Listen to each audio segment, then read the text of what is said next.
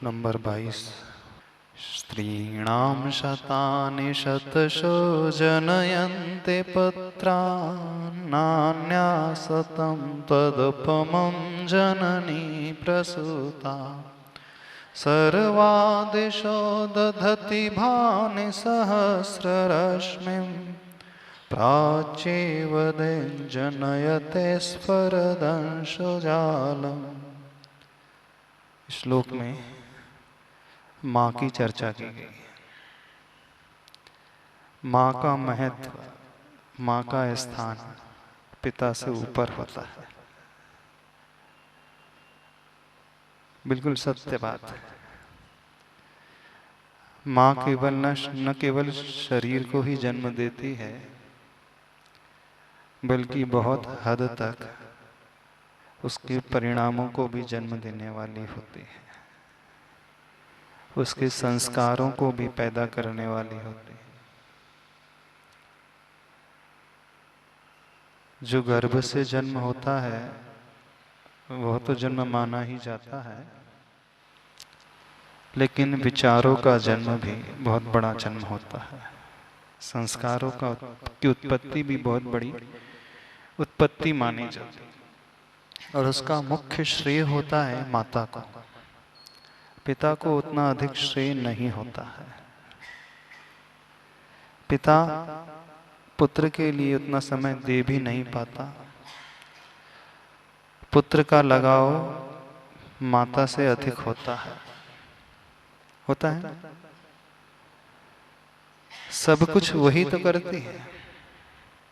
जन्म के पश्चात और जन्म के पूर्व जो 9 माह तक संस्कार देना है, और जन्म के पश्चात जो भी संस्कार देना होता है, माँ ही तो करने वाली होती है।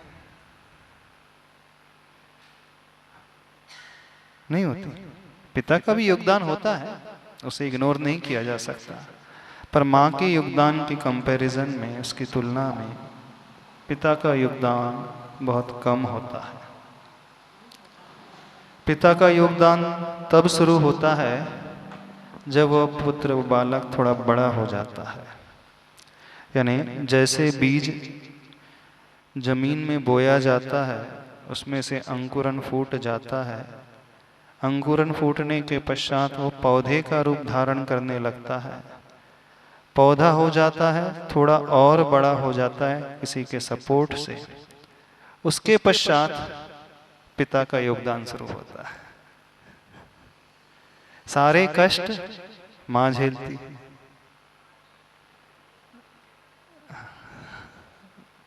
मां ही झेलती है सारे कष्ट, बाद में भी झेलती है।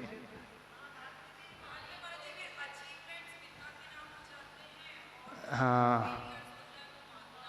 नहीं ऐसा नहीं होता। क्रेडिट भी मिलता है तो माँ को ऐसा नहीं मिलता है, ऐसा नहीं। हाँ, ये तो होता ही है।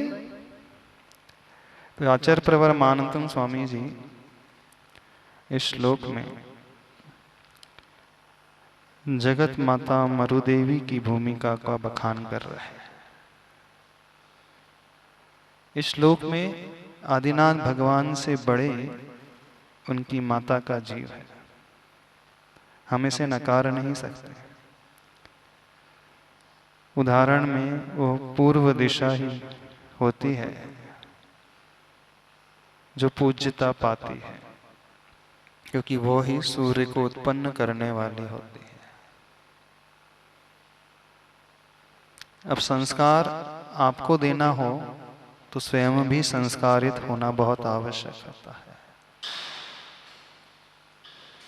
हर माता पिता अपने बच्चे के संस्कार की चिंता करते हैं, लेकिन स्वयं के संस्कार की चिंता नहीं करते, खासकर आज की पीढ़ी। कई बार ऐसा प्रतीत होता है बच्चों से पहले माता पिता को सिखाना चाहिए पेरेंटिंग क्या होती है, पेरेंटिंग किस प्रकार से की जाती है, वह भूमिका किस प्रकार से निभाई जाती है।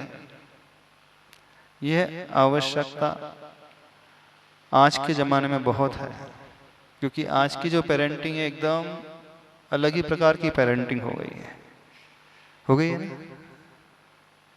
ना माँ के पास वक्त है, ना पिता के पास समय है। शास्त्रों में देखते हैं तो अलग ही वर्णन मिलता है, और वर्तमान परिस्थिति देखते हैं तो अलग ही वर्णन। श्लोक नंबर 23, इसका उच्चारण कर लें। त्वामामनन्ते मुनयः परमं पुमांस मादित्यवर्णममलं तमसः परस्तात् त्वामेव सम्यगुपलभ्य जयन्ति मृत्युं नान्यः शिवः शिवपदस्य मुनीन्द्रपन्थः। इसका उच्चारण सही ढंग से करना। अंतिम चरण में 3 जगह विसर्ग का प्रयोग हुआ है। विसर्ग का उच्चारण करते हो आप लोग? नहीं करते हो कि खा जाते हो विसर्ग? हाँ, बहुत सारे लोग जो हैं विसर्ग का उच्चारण नहीं करते हैं। नान्यः शिवः पंथाः, दीर्घ है पंथाः में, और मुनयः। बहुत सारे लोग संस्कृत का उच्चारण सही नहीं कर पाते हैं। श्लोक के अर्थ को देख लेते हैं। त्वाम आमनन्ति मुनयः परमं पुमांस। आचार्य प्रवर कहते हैं त्वाम यानी हे प्रभु, आपको। क्रियापद क्या है? मनन्ति, मानते हैं। आ उपसर्ग लग गया, आमनन्ति यानी इस रूप में स्वीकार करते हैं। कौन स्वीकार कर रहा है, कौन मान रहा है? श्लोक में देखें, मुनयः, जो मुनि महाराज हैं, तपस्वी हैं, साधु हैं। हे प्रभु आदिनाथ भगवान, आपको स्वीकारते हैं, मानते हैं। किस रूप में मानते हैं? परमम, उत्कृष्ट रूप में मानते हैं। और क्या क्या मानते हैं? पुमांस, उत्कृष्ट पुरुष के रूप में, परम पुरुष के रूप में मानते हैं। आदिनाथ भगवान को सभी लोग मानते हैं, श्रावक भी मानता है, हर भक्त भी मानता है।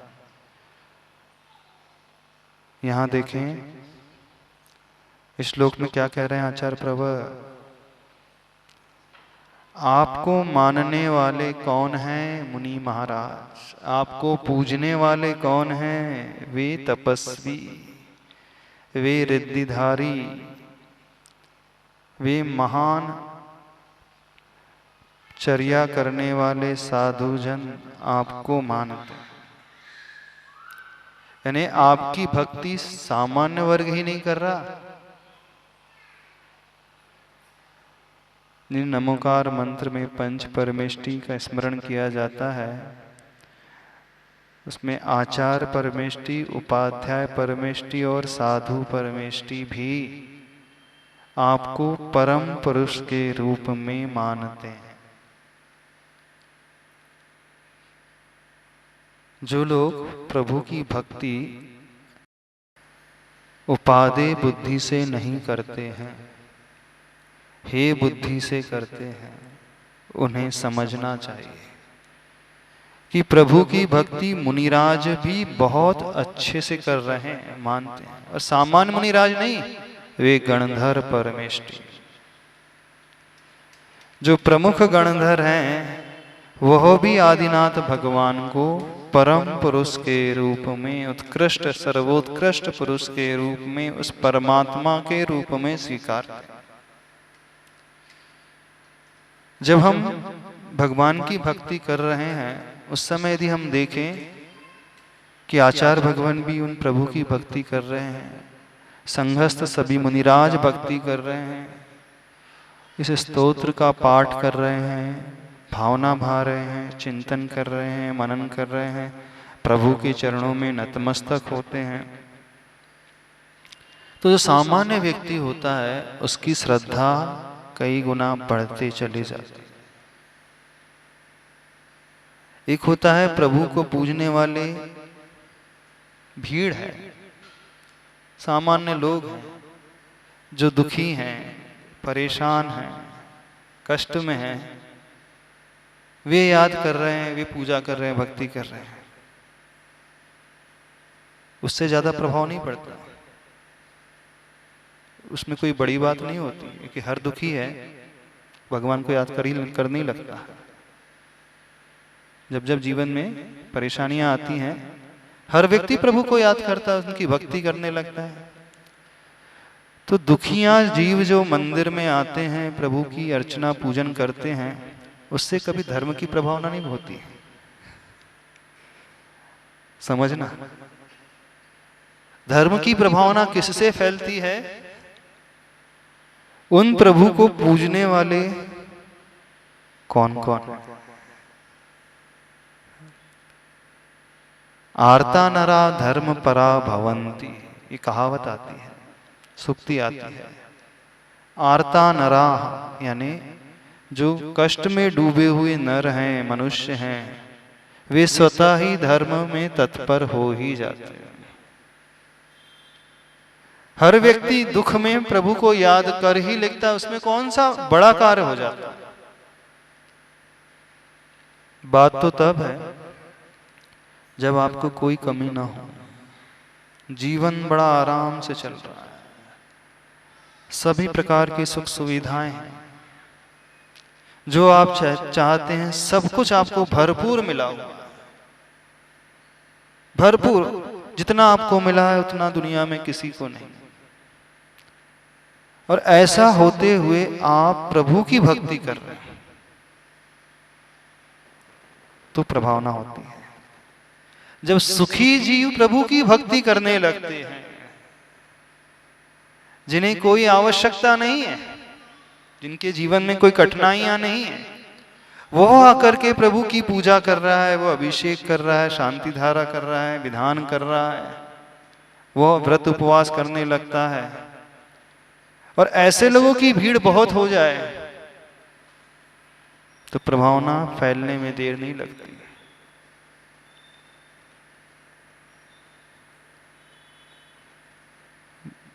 मजबूरी का नाम महात्मा गांधी कहा जाता है। मजबूरी में तो हर कोई आ जाता है भगवान के पास। अरे वक्त पड़ने में तो लोग गधे को भी भगवान माना, बाप माना, क्या बोलते हैं? वक्त पड़ने पर तो लोग गधे को ही बाप बना लेते हैं। आप भी कष्ट आने पर भगवान को याद करने लगे, कौन सा बड़ा कार्य कर लिया? अधिकांश लोग कष्ट में ही याद करते हैं। कष्ट में याद करते हो ना? नहीं, अधिकांश लोग। यदि हम कष्ट में डूब करके प्रभु को स्मरण कर रहे हैं, याद कर रहे हैं, पूजा कर रहे हैं, उसमें ज्यादा चमत्कार नहीं होते, उससे ज्यादा प्रभावना नहीं फैलेगी। हाँ, जिसे कोई कष्ट नहीं है वो डूबा है भक्ति में, तब तो मानना कुछ तो विशेषता है। अब मुनि राजों को कोई कष्ट नहीं है, गणधर परमेष्ठी को कोई समस्या नहीं है, जिनके पास 63 रिद्धियां हैं, आकाशगामी रिद्धि, औषध रिद्धि, तप रिद्धि, रस रिद्धि, ज्ञान बुद्धि रिद्धि, वो जिनके ओर नजर उठा करके देख ले, उनकी बीमारी ठीक हो जाए, वो उनके ऊपर आशीर्वाद रख का हाथ रख दे, वह व्यक्ति बहुत सुखी हो जाए। अब ऐसे महापुरुष प्रभु को मान रहे हैं, स्वीकार रहे हैं, इसका क्या अर्थ है? हाँ हाँ, सामने वाले में दम तो है कुछ, है ना? जिसकी पूजा हो रही है वो व्यक्तित्व अपने आप में कुछ लिए हुए तो है, तभी तो इनके इर्द गिर्द चारों तरफ सुखिया जीव हैं। एक बात याद रखना, जीवन में दुख पड़े भगवान को याद ना करो चल जाएगा, लेकिन जब जब सुख मिले तब अवश्य याद किया करो। जब जब सारी अनुकूलता है तब प्रभु की भक्ति अवश्य किया करो, उससे प्रभावना होती है, उससे प्रभाव पड़ता है। कष्ट में तो नहीं याद करना, चल जाएगा। उल्टा बोल रहे हैं? हाँ, उल्टा तो नहीं बोल रहे। हम क्या बोल रहे हैं? कष्ट में आप भगवान को अपने घर बुलाते हो, कष्ट में उन्हें अपना हिस्सेदार बना लेते हो। अरे सुख के दिनों में याद किया कभी? तो जीवन में ये नियम लो, जब जब हमारे जीवन में आपत्ति आएगी, हो सकता है प्रभु मैं भूल जाऊं, लेकिन जब जब जीवन में सारी सुख सुविधाएं हैं, मैं तब मैं आपको कभी भूलूंगा ही नहीं। फिर देखना आपके जीवन में चमत्कार क्या होता है। हाँ महाराज जी, कई बार शारीरिक अस्वस्थता की स्थिति में जब कोई दूसरा प्रेरित ये करता है कि प्रभु नाम स्मरण करो, कुछ कष्ट कम होगा, तो जिसको अस्वस्थता होती है वो कई बार चिढ़ने लगता है कि मैं तो इस तरह से मरा जा रहा हूँ, या मुझे तो इतनी तकलीफ हो रही है और तुम लगे हो कि ये संबोधन करने में लगे हुए हो। तो उस समय वो जीव के भाव सही है या गलत है? नहीं, जीव के भाव गलत है। ऐसे मतलब भाव कोई दूसरा अगर संबोधन कर रहा कि नहीं थोड़ा चित्त प्रभु में लगाओ, संबोधन कर रहा है, संबोधन वो इसलिए कर रहा है ताकि आपको शक्ति मिले, आपका विश्वास बढ़ जाए, आपका मन जो है उस पीड़ा से डाइवर्ट होकर के प्रभु की ओर लग जाए। तो वह संबोधन एक प्रकार से दवाई का काम कर रहा है, मेडिसिन का काम कर रहा है। तो बीमार अवस्था में मेडिसिन तो अच्छी मानी जाती, क्यों नहीं मानी जाती? आपको बुखार है, शरीर में दर्द हो रहा है, उस समय दवाई अच्छी मानी जाती। तो एक वह शारीरिक दवाई है, और दूसरी जो है वह संबोधन मानसिक दवाई दे रहा है। तो उसमें चिढ़ना नहीं चाहिए। लेकिन नॉर्मली बहुत सारे लोगों को अस्वस्थता में ऐसा लगता कि तुम सही हो तो उपदेश दे रहे हो, तकलीफ तो मुझे है। अब उस समय जो संबोधन और फिर वही जीव जब सही स्वस्थ हो जाता है तो फिर पुनश्च पता लगा वो फिर और दुगनी फुट्टी से फिर भगवान की भक्ति में रम जाता है। उस समय उसे वो चीज एकदम टॉक्सिक जैसे लग रही थी। उस समय होना यह चाहिए, उस मरीज को क्या आवश्यकता सबसे अधिक है। पहले यदि उस समय उसे बहुत दर्द हो रहा है तो उस समय उसको वैयावृत्ति सेवा की आवश्यकता है। तो पहले उसकी सेवा करो, फिर संबोधन दो ना, वो आपकी बात बहुत अच्छे से मानेगा। उसे प्यास लगी है, ठंड लग रही है, तो पहले उसकी वो प्रतिकूलता दूर करो। सिर दर्द हो रहा है तो उस प्रकार का इंतजाम करो सिर दर्द ठीक हो जाए। कुछ भी पीड़ा शारीरिक है, कुछ भी वेदना है, तो इस प्रकार का कार्य होना चाहिए कि उसमें कुछ कमी आए। जब कमी आ जाएगी आपके पुरुषार्थ से, आपकी वैयावृत्ति से, आपकी सेवा से, फिर आप जो कहोगे, जैसा संबोधन दोगे, वो स्वीकार कर लेगा। यानी भूखे को पहले थोड़ा सा भोजन कराओ, फिर उससे कहो कि भगवान नाम ले। अब भूखे को उस समय भूख बहुत तेज लगी है और आप कहो कि भगवान का नाम ले, अरे भगवान का नाम का तो गले अभी चूहे दौड़ रहे हैं। तरीका ये होता है, पहले उसकी प्रतिकूलता यथाशक्ति हम दूर करने की कोशिश करें, उसका हम विश्वास अपने भीतर जो है जागृत करें, अपने व्यवहार से उसे ये समझाएं कि नहीं, मैं आपका हितैषी हूँ, मैं आपके लिए हूँ, घबराना नहीं। ये भाव पैदा होते ही वो आपको अपना मानने लगेगा, फिर आप उससे जो कहोगे ना वो स्वीकार कर लेगा। महाराज जी, जैसे अगर किसी पीड़ित को संबोधन देता है कोई, और अगर उसको संक्लेश भाव आ रहे हैं, तो क्या वो जो संबोधन दे रहा है, तो अगर उसके आने से आ रहे तो क्या वो जाना छोड़ दे कि अब हमारे कारण संक्लेश भाव आ रहे हैं तो उल्टा और हमें को? आपके संबोधन से संक्लेश क्यों उत्पन्न हो रहा है, क्या ये सोचते हो? अब कोई संलेखना में है, मान लीजिए अंतिम दौर में चल रहा है, आप जोर जोर से उसके कान में नमो रियंत्रणम नमो सिद्धाय लगा, तो उसके कान के पर्दे तो वैसे ही कमजोर हैं, तो वो जोर जोर से जो शब्द सुन रहा है, अभी वो मंत्र नहीं सुन रहा, वो शब्द उसके लिए पीड़ा कारक हो रहा है। जैसे जब डीजे बजने लगता है ना, देखना कितनी तेज वाइब्रेशन होने लगती है, वो वाइब्रेट होने लगता है बहुत तेजी से। तो उस वृद्धावस्था में, संलेखना अवस्था में, रुग्ण अवस्था में थोड़ा भी तीव्र शब्द जो है वो चुभता है। तो आचार्य भगवान हम लोगों से हमेशा कहते थे, यदि किसी छपक की संलेखना कराना हो, कोई बीमार है, अंतिम अवस्था में है, तो सर्वप्रथम यह ध्यान रखना चाहिए, हर व्यक्ति जाकर के नमोकार मंत्र ना सुनाने बैठ जाए। नहीं तो होता क्या, जो आए वो नमोकार मंत्र शुरू कर देता है, तो वो सुन सुन करके उसके कान दर्द देने लगते हैं। अब उसको नमोकार मंत्र भी क्या लगने लगा है पता नहीं, क्या क्यों ध्वनि प्रदूषण पैदा किया जा रहा है मेरे लिए, उसे ध्वनि प्रदूषण लगने लगता है, साउंड पॉल्यूशन। एक सीमा तक यानी इस तरीके से सुनाया जाए, बहुत पोलाइटली, धीरे धीरे, कर्ण प्रिय लगे, और हर व्यक्ति ना करे। अब हर व्यक्ति, हर डॉक्टर आकर के दवाई देने लगे अपनी अपनी, तो मरीज का क्या हाल होगा। डॉक्टर बहुत सारे हैं, 10 डॉक्टर आए, तो एक ने कहा मेरी दवाई दो, दूसरे ने कहा मेरी दे दो, तीसरे ने कहा मेरी दे दो, तो वैसे ही चला जाएगा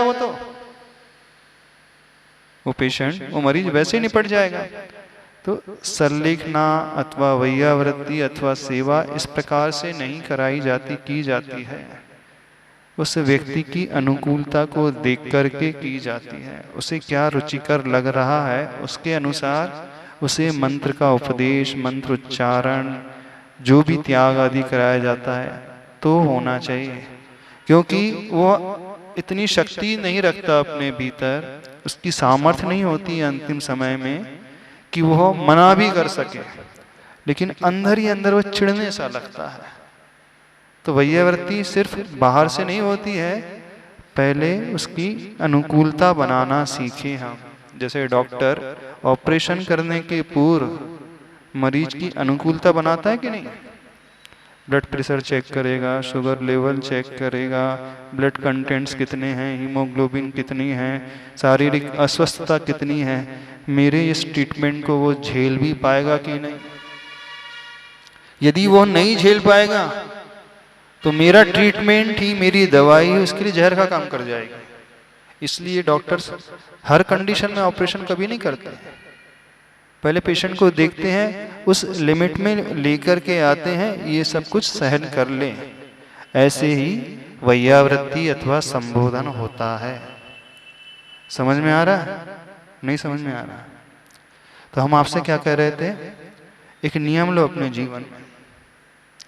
हो सकता है प्रभु मैं दुख में आपको कभी याद ना करूं, चल जाए, लेकिन सुख के दिनों में मैं कभी आपको भूलूंगा ही नहीं। ये नियम ले सकते हो। अच्छे दिनों में प्रभु को इनवाइट करना सीखो, प्रभु को सम्मिलित किया करो। दुख के दिनों में तो हर कोई सम्मिलित कर लेता है। जब बहुत अनुकूलता है, आपके पास सब कुछ है, तब याद करते हो प्रभु को। इसी कारण ये बात बनी है, लिखी गई है, दुख में सुमरन सब करे, सुख में करे ना कोई, जो सुख में सुमरन करे दुख काहे को होए। जो सुख में सुमरन करे दुख काहे को होए।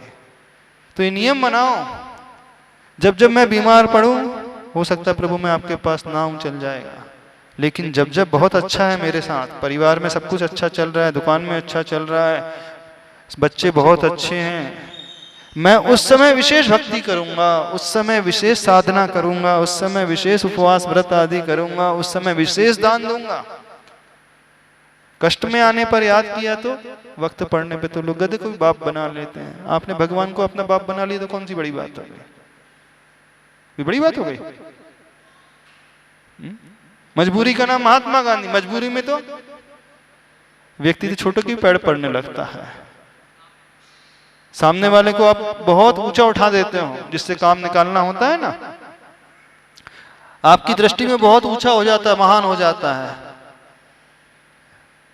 उन परिस्थितियों में याद करते हो, भक्ति करते हो प्रभु की, वो नहीं, सुख में तो व्यक्ति अपने में रम जाता है, तब फलता है धर्म। जैसे कोई घूमने जाता है ना, तो बोले महाराज जी आप बाहर जा रहे हैं, स्विट्जरलैंड जा रहे हैं, ऑस्ट्रेलिया जा रहे हैं, न्यूजीलैंड जा रहे हैं, इधर जा रहे हैं, उधर है, उस समय तो छूट रहती है, उस समय हम मंदिर ना भी गए, उस समय हम नियम ना पाले। तो अधिकांश लोग क्या है, जब कोई भी नियम लेते हैं, व्रत लेते हैं, संकल्प लेते हैं, छूट के साथ लेते हैं, बाहर की छूट। जैसे रात्रि भोजन करना हो का त्याग करना, हाँ रात्रि भोजन जब तक यहाँ रहेंगे तब तक पालेंगे, लेकिन बाहर की छूट, अथवा विशेष परिस्थिति की छूट। बाहर की छूट नहीं, जब विशेष परिस्थिति आ जाएगी, जैसे कोई शुद्ध भोजन का नियम ले ले सपोज, तो बोले जब विशेष परिस्थिति आ जाएगी उस समय हम शुद्ध नहीं करेंगे, बाकी सामान्य दिनों में करेंगे। ये तो ठीक है, वैसे ही हुआ। वो विद्यार्थी कह रहा है मैं रोज पढ़ाई करूंगा, रोज स्कूल आऊंगा, लेकिन परीक्षा के दिनों में पेपर नहीं दूंगा। ठीक है, वो रोज ना भी पढ़े चल जाएगा, लेकिन एग्जाम के दिनों में तो उसे पढ़ना ही चाहिए, पेपर देना ही चाहिए। जीवन में क्या होता है सबके साथ, प्राय धर्म में क्या, धर्म के क्षेत्र में क्या होता है, आप एग्जाम की छूट मांग लेते हैं। आपने क्या चुनाव किया, विशेष परिस्थिति की छूट, बाहर की छूट, बीमारी की छूट, होता है ना ऐसा, कोई भी नियम लेते हो तो ये भाव रखो कि नहीं मैं अनुकूलता में तो ना करूं चल जाएगा, अनुकूलता की छूट रखा कर, प्रतिकूलता को बिल्कुल नहीं भूलना। विशेष परिस्थिति में तो अच्छे से करें, यानी बाहर रात्रि भोजन, घर से बाहर जाओ तो त्याग, कथनचित घर में कर लेना चल जाएगा, अब प्रभावना नहीं होगी। बाहर जाओ तो बाहर तो त्याग ही होना चाहिए। जब बहुत ज्यादा बीमार पड़े तब अच्छे से व्रत काम पालन करेंगे, तब अच्छे से हम उपवास करेंगे। जब घर में मेहमान आएंगे उस समय हम विशेष रूप से अभिषेक शांति धारा करने आएंगे। जब घर में गेस्ट आते हैं उसी समय आप उस दिन जो है अभिषेक छोड़ दोगे, बोले क्या करें मेहमान आए हैं तो और भी तो काम निपटाना है घर में, उनको भी तो देखना है। बस वो मेहमान, वो परिस्थिति आपकी परीक्षा की घड़ी है। जब भी कुछ ऐसी कंडीशन घटित होती है तो व्यक्ति धर्म के क्षेत्र में कटौती करता है। टाइम कहां से बचाते हो आप, मंदिर में डेली आप 1.5 घंटा दे रहे हैं, 2 घंटा दे रहे हैं, उस दिन जब गेस्ट आएंगे तो 15 मिनट में निपटा करके चले जाओगे। तो भगवान भी देखते हैं, यानी इसे मुझसे अधिक प्यारा मेहमान है। आपकी दृष्टि में मेहमान, गेस्ट ज्यादा वैल्यूएबल हो गया, प्रभु की वैल्यू इतनी नहीं रही। बस सही भक्त जो होता है वो कौन सा भक्त होता है, विशेष परिस्थिति में अवश्य अपने व्रत संकल्प का पालन करने वाला। तो नियम क्या लेना है, जब जब बीमार पड़ूंगा तब तक मैं अच्छे से पालन करूंगा। हाँ, जब जब घर से बाहर जाऊंगा उस समय तो शुद्ध भोजन का नियम अच्छे से निभाऊंगी। जब जब गेस्ट आएंगे उस समय और अच्छे से मंदिर में पूजा करेंगे। समझ में आ रही बात, नहीं समझ में आ रही? हाँ, क्या पूछना? नमस्ते महाराज जी। महाराज जी जैसे कोई कहता है कि हम मंदिर आए तो हमने 4 पूजन भी कर ली, शांति मतलब शांतिनाथ विधान भी कर लिया, हाँ। और ये भी पढ़ लिया, मतलब पूरा करके 1 घंटे में हमने सब कुछ निपटा के आ गए, हाँ। और तुम जाती हो तो तुम एक ही पूजा कर पाती हो इतनी देर में, हाँ। मतलब जो एक पूजन जैसे किसी ने किया तो अच्छे भाव से किया, शुद्ध तरीके से किया, और जो 1 घंटे में इतना सारा करके आ गए, हाँ। तो उसमें जो एक पूजन करते हैं उनको क्या मतलब ज्यादा मतलब पुण्य की प्राप्ति नहीं होती कि जो 7-8 पूजा कर लिए, विधान भी कर लिए? मैनेजमेंट में एक फॉर्मूला आता है Q&Q, quality and quantity management. Quality and quantity. तो कुछ लोग क्या कहें, अधिकांश लोग सिर्फ क्वांटिटी पर चलते हैं, दृष्टि उनकी क्वांटिटी पर रहती है, गिनती पर रहती है, उनकी क्वालिटी पर नहीं होती है। होना क्या चाहिए, हम क्वांटिटी को नहीं हम क्वालिटी को देखें। आचार्य भगवान हमेशा एक उदाहरण देते हैं, जब मेडिसिन ली जाती, दवाई ली जाती है, कोई लिक्विड दवाई होती है शीशी, तो उसमें लेबल लिखा होता है, लेबल लगा होता है ना। तो बोले लेबल नहीं, हमें लेवल देखना चाहिए। लेबल मीन्स जो बाहर उस कंपनी का नाम, उस ब्रांड का नाम, व्हाटएवर, और लेवल मीन्स उसकी क्वालिटी। तो हम लेवल देखें पहले, क्वालिटी देखें। एक पूजा हो लेकिन भाव पूर्वक हो रही है, विशुद्धि पूर्वक हो रही है, तो उसमें अधिक पुण्य मिलेगा। और भले ही 4 पूजा हो रही है, सहस्रनाम भी चल रहा है, भक्तांबर भी हो गया, 1 घंटे में सारा निपटा दिया, यानी आपने भगवान को निपटा दी तो भगवान ही आपको निपटा देंगे। कुछ लोग पूजा निपटाते हैं, कुछ लोग व्रत निपटाते हैं, कुछ लोग धर्म निपटाते हैं। निपटाते हो ना आप भी, बहुत सारे व्रत निपटा देते हो। निपटाना नहीं है यहाँ पर नहीं तो स्वयं निपट करके रह जाएंगे। हाँ, अच्छे भावों से क्वालिटी वर्क होना चाहिए। धर्म में क्वालिटी लेकर के आना सीखो। महाराज जी एक और क्वेश्चन था, जैसे व्रत करते हैं, जैसे हमने नमोकार मंत्र का व्रत लिया, तो उसमें 10 लक्षण जो 5 का व्रत रहेगा, तो वो उसमें ऐड हो जाता है कि अलग से मतलब रहता है?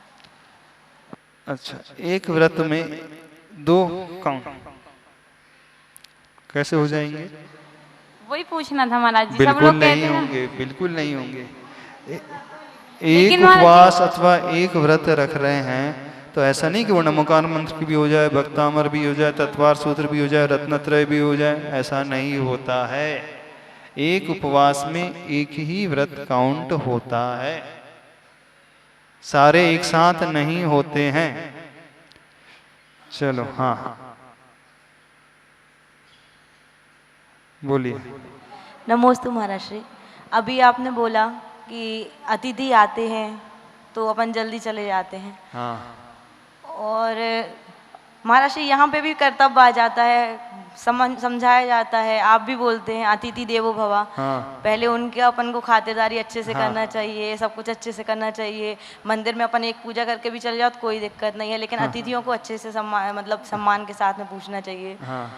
तो महाराज श्री क्या डाउट क्या है आपको कि मंदिर में समय, मंदिर में भगवान की पूजा करे कि अतिथि को देव माने? जी महाराज। हाँ, इस समय बैलेंस बनाना सीखे। भगवान को एकदम स्किप ही ना कर दे, भगवान को छोड़े ही ना, लेकिन जो सही होता है ना, सही व्यक्ति, सही पुजारी, सही भक्त जो होता है, वह अपने कर्तव्य को बहुत अच्छे से पालता है। हाँ, ऐसा नहीं कि अतिथि को निग्लेक्ट ही कर दे, उसके लिए भी नहीं कह रहे हैं। उस समय बैलेंस इस प्रकार से बनाए कि वो पहले थोड़ा आ जाए, अच्छे से कार्य करे, और वहां भी इस प्रकार के करे। अतिथि सही जो होते हैं प्रभु होते हैं, मुनिराज होते हैं, वो अतिथि नहीं होते। धर्म के क्षेत्र के अतिथि सही अतिथि होते। अतिथि की डेफिनेशन क्या होती है? जिसकी आने की अथवा जाने की कोई तिथि नहीं होती है, वे अतिथि कहलाते हैं, वो गेस्ट कहलाते हैं। और सही अतिथि जो होते हैं मुनिराज होते हैं। हमने इसलिए कहा था कि हम इंपॉर्टेंस किसे दे रहे हैं, प्रभु को कि अन्य लोगों को? प्रभु को इंपॉर्टेंस देना सीखे। क्या क्या महाराज श्री स्वामानंद। हाँ महाराज श्री जी, जैसे 4 वेदियां हैं और कोई आदमी 4 वेदियों में अभिषेक करता है, तो वो उचित है कि नहीं है? उसकी भावना सभी भगवान की पूजा करने की है, तो वो कर सकता है। बहुत अच्छे से पूरी विधि पूर्वक करे। वो शुरुआत में करे, मंगलाष्टक पढ़ करके विधि पूर्वक प्रभु को विराजमान करे, फिर उनका अभिषेक कर ले, फिर बाद में उसका निष्ठापन कर ले, फिर दूसरी वेदी में जाए, वहाँ पूरी विधि पूर्वक जो है मागनंदीकृत आचार्यकृत जो अभिषेक पाठ है उसको पढ़े, फिर पांडुसला में विराजमान करे, फिर अभिषेक शांति द्वारा करे, फिर अर्घ्य चढ़ा के विराजमान कर दे, फिर तीसरी वेदी में आए, क्योंकि इसकी बहुत भक्ति के भाव है ना। क्या है महाराज जी, जैसे दोनों दो वेदी हैं, दोनों वेदी में एक साथ अभिषेक हुआ, उसने यहाँ भी अभिषेक किया और वहां जाके भी अभिषेक करने लगा। विधि पूर्वक जो कार्य किया जाता है वो फलदायी होता है, सिर्फ नहलाने से कलश ढारने से कुछ नहीं होता है। आपको सारे प्रभु का अभिषेक करना है, सारी वेदी का करना है तो करो ना, बहुत अच्छी बात है, इससे बड़े भक्त तो कोई हो नहीं सकते। लेकिन A to Z जो विधि होती है हर विधि में करो। फिर हमने सब जगह वेदी में हाथ लगा दी, सब कलशों में हाथ लगा दिए, सबको नहला दिया, उससे कुछ नहीं होता है। श्लोक को और आगे देख ले। महाराज जी ऐसा बोलते हैं कि शिखर को देख के नमस्कार करना चाहिए तो एक उपास का फल मिलता है, तो मिलता है। हाँ बहुत, एक उपास का नहीं, उससे भी ज्यादा मिलता है। हाँ उससे भी अधिक मिलता है। जब आप घर में सो कर के उठे हैं और आपने भावना भाई है कि मुझे जाकर के मंदिर में अभिषेक करना है, पूजन करना है, उसके लिए आप तैयारी प्रारंभ कर देते तो वहीं से उपवासों की गणना शुरू हो जाती है। नवदेवताओं के दर्शन तो बहुत सारे उपवास के फल को देने वाला होता है।